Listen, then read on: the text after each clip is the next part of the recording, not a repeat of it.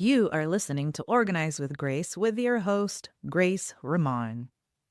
I couldn't leave my podcast peeps without saying hello before the year ends. So here I am. Hello, how are you all doing?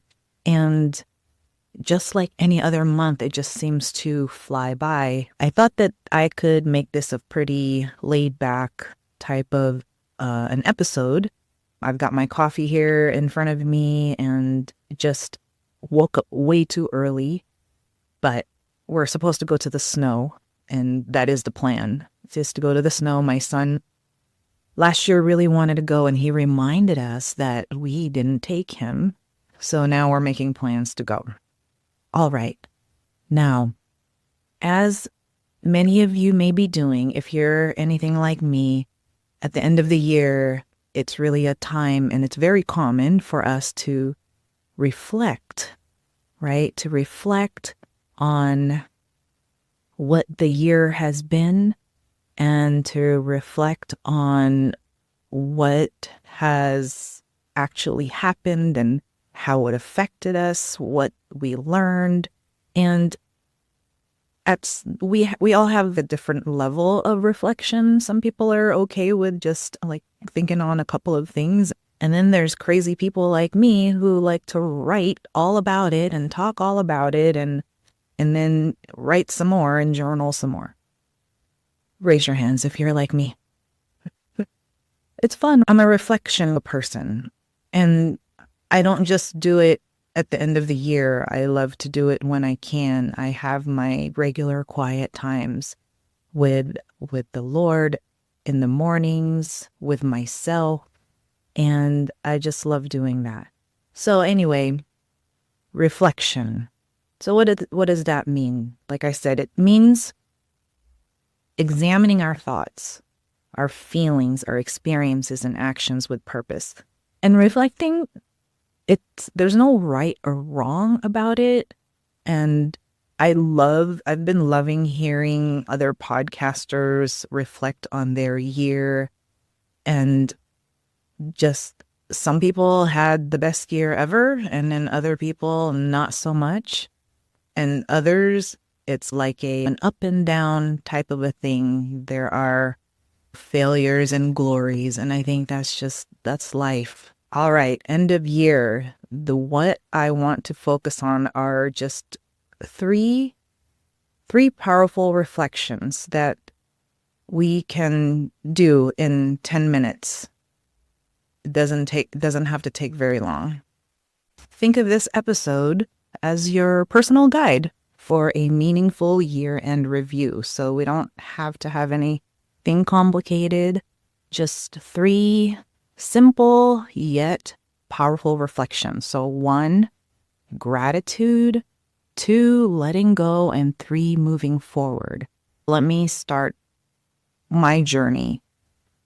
Now in 2024, wow, it's been a minute, but I'm going to try my best not to be all over the place, and I'm just going to keep it general to provide you with a framework as to how this is going to go. With me, I really found deep gratitude in the moments I had with my husband and son.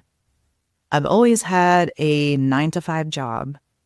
In 2024, this year, I had the privilege of being able to pursue my business more full time, and it gave me a lot of time with my husband and son while I serve my clients.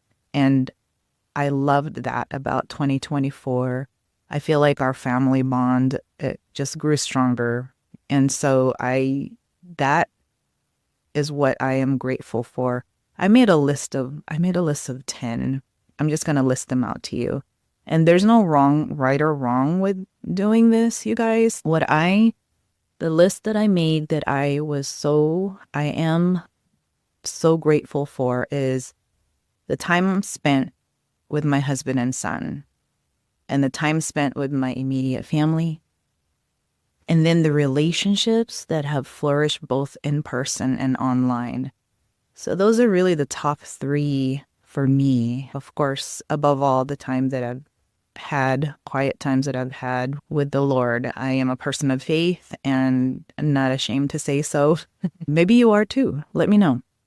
And if you're not, that's all right too. You're welcome here, either way. So those three. And then it was so exciting. So number 4 that I'm so grateful for 2024 is that the reunion I had with family members that I haven't seen for years and that we've reconnected.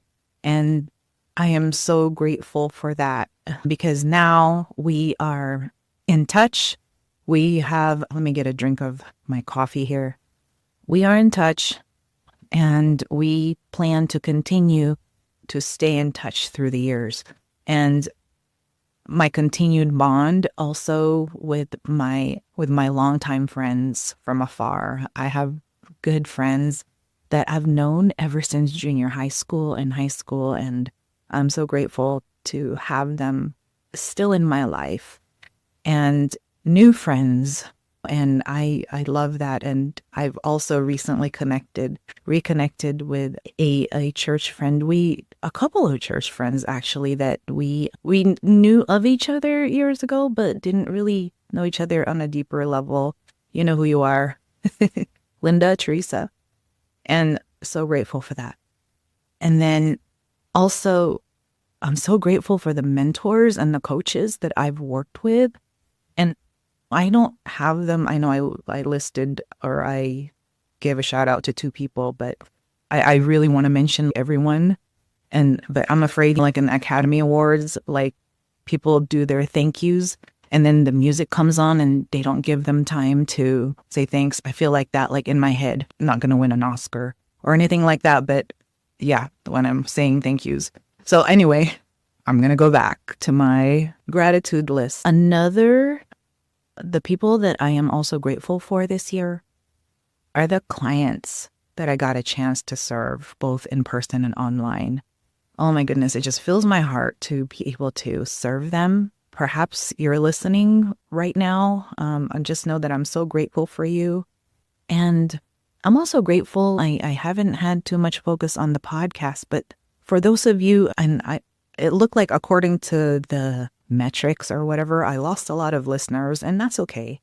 But for you who stayed with it and looked out for the few new episodes that I've had out, I'm so grateful for you. Thank you so much.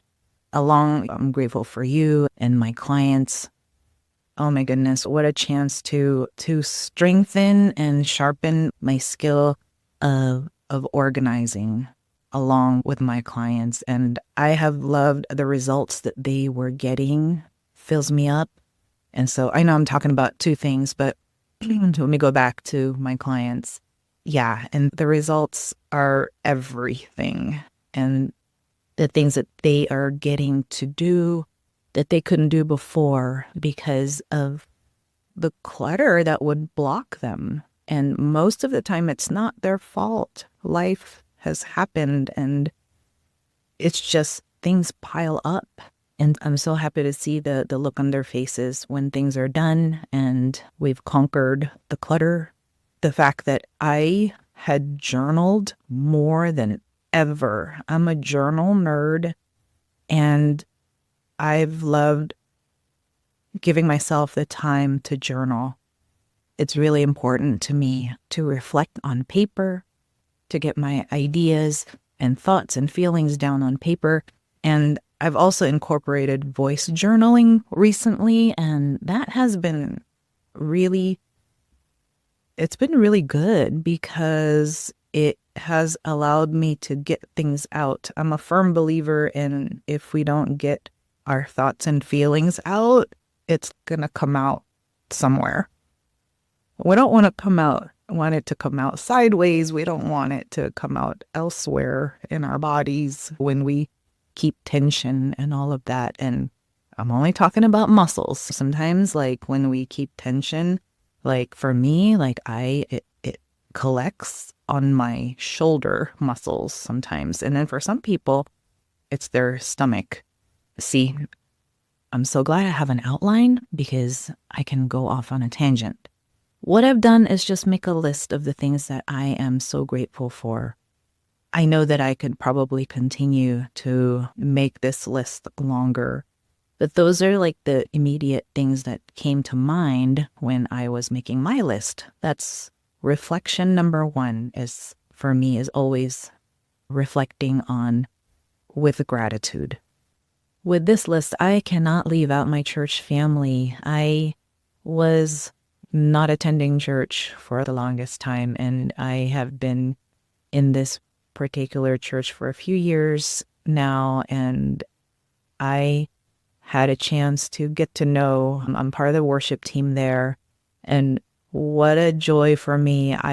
If you don't know this about me, I love singing, I love music, and I get a chance to do this almost every week with my friends, my church family over there. And I'm going to add that in. I didn't initially add this into the list, but I'm going to insert that in here because I can. So thankful for that. And so thankful for particularly my worship team for being who they are. And we have this weekly devotional that we share with one another through email. And that has filled me up every single week that we've done it. All right. Reflection number 2.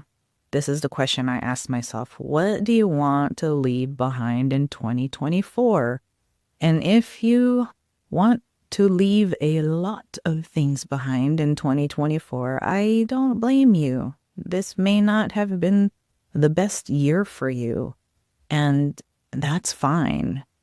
And so for me, of course, it ebbed and flowed. I had ups and downs. But the 3 things that I want to leave behind that I want to share with you is worry and doubt. And I always say worry. This is not a saying I made up. I heard it somewhere else, so I'm not trying to coin it or anything. Worry is like when you're sitting in a rocking chair and you're like moving. You're rocking back and forth, but you're not really moving. You have movement, but you're not moving forward. So worry it's fretting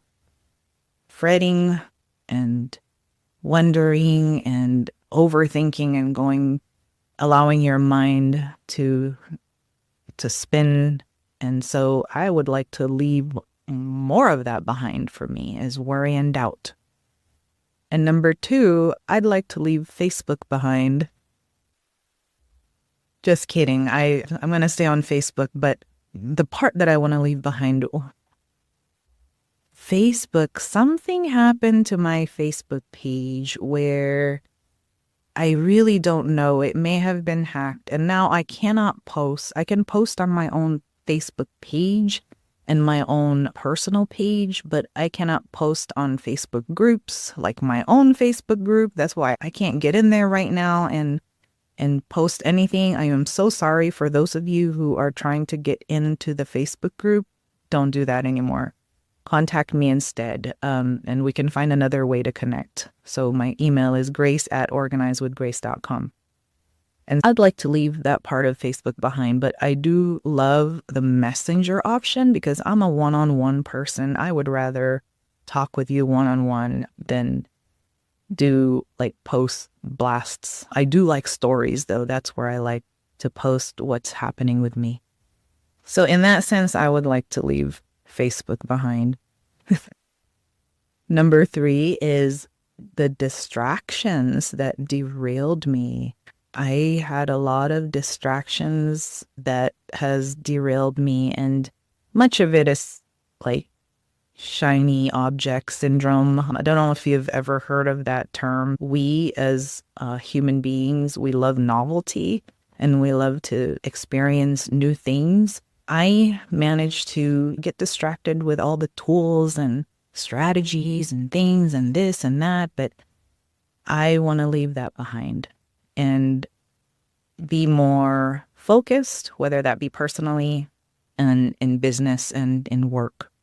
So that's what I would like to leave behind. And what I would like to take with me to 2025 is number one, more gratitude for sure. And taking the time. I feel like I haven't taken enough time to be grateful. And I got this idea maybe from another podcast or a blog, but keeping a gratitude jar. So everything that you can make a quick note of anything good that you felt happened at any moment and just put it in there. And then by the end of the year, you can review all the good things. I think that's a great idea. I didn't do that. I didn't do more of that this year. So I would like to bring more gratitude into my life. And number two is more grace. What does that mean? No, not my name. Although I really like my name. It reminds me that I myself need more grace every day. More grace meaning that for myself, knowing that I am doing the best that I can with what I have, and that if I continue to focus on what's not good enough or what I didn't do, then that would not be a life that I want. So I want to give myself more grace when I drop the ball, more grace when I fail, more grace with the things that I do. Now, I'm not saying, oh, I'm just going to do a sloppy job with the things that are in front of me. But again, doing the best that I can with what I have and allowing myself to enjoy, to have grace, and to give myself room to tell myself, hey, good job on that. And number three, what I'd like to take with me is more good. I know these are like super general, but let me tell you what I mean about more good. The thing that comes to mind is I want to think more good of others. I think that it's connected with more grace. Let me think of a simple example. So for example, when I'm texting someone, right, to say hi, and then they don't reply right away. Before, I'm not saying I would think, oh, they're ignoring me. I wonder what's wrong. And all of these stories start to come to mind, right? But instead, I want to think good of that and say, hey, maybe they're busy. Maybe they did see it and they haven't had a chance to reply back. And to not make my head spin with stories. I know that's like a really small example of that, but yes, to think more good of others, to see the good in things and in other people. So those are my three that I'd like to take with me to 2025. And with AI's help, oh yeah, that's another thing I want to take with me is I love AI. I know it can be a little bit scary, but I have enjoyed it. I've enjoyed many aspects of it, and that can be for another episode, maybe. But I'm taking that with me in 2025. AI has been my assistant lately. And okay, now it's your turn. So take a piece of paper, and here's what I want you to do right now. Yes, while you're listening, but if you're driving, of course, do it when you're not driving. And you can save the episode if you like, if this is going to be something that you'll do on your time. So grab something to write with. If you have a journal, wonderful. Or if you use your notes app on your phone, that is fine too. Take 10 minutes to create your lists, your 3 lists. So one question to answer is, what filled you with gratitude in 2024? And you can make that as short and as long as you'd like. What filled you with gratitude in 2024? And then question number 2 is, what needs to stay in 2024? What would you like to leave behind in 2024? And you can make a list of 3 if you can make a list of 5. you get to determine how many you'd like to list. And then number 3 is what deserves to come with you into 2025. Now, once you're done with that, here's your action plan. So pick one thing you're leaving behind and write it down. And what you can do is, I've heard this done before, and I feel like I've done it myself, to physically release it. Write it down and maybe rip it up, release it, burn it, but be careful. Maybe it's that type of a symbolic action that needs to happen for you to release that thing that you want to leave behind. And 2, maybe you'd like to start your own gratitude jar with your first note. And then 3, this is what you can do. And you don't have to do every single one. I'm just giving you some options. So number 3, you can text or call someone who supports your growth. And then you can share one intention with them for 2025. And that would be like a wonderful time to connect. All right. I hope this episode resonated with you. And if it did, let me know. You can email me. I love good old email, grace@organizewithgrace.com. And you can also reach me on Instagram. Instagram has not rejected me in any way. So I feel like that's where I'm going to live, maybe. As far as social media, like I've been liking Instagram. I've been liking LinkedIn. What about you? Where are you? Where are you in the social media world? Where do you like to hang out? Let me know that too. And if this resonated with you, I would love for you to share it with someone who could use these reflections. So go ahead and hit share. I'm going to try to put this on Instagram. I've got other things to share as well. Until next time, I want to remind you that your reflections matter and that your stories matter. And what you may want to take with you this year, this coming year, is to have a more streamlined, decluttered home. And that's okay. That's wonderful. That is like music to my ears. So thank you for listening and having coffee with me today. And may you have a joyous, wonderful new year. And whatever comes this 2025, may you find gratitude in it. May you find joy in it, even in the hard times. Take care, and I will see you soon, or you will hear from me very soon with some new episodes in 2025. Take care.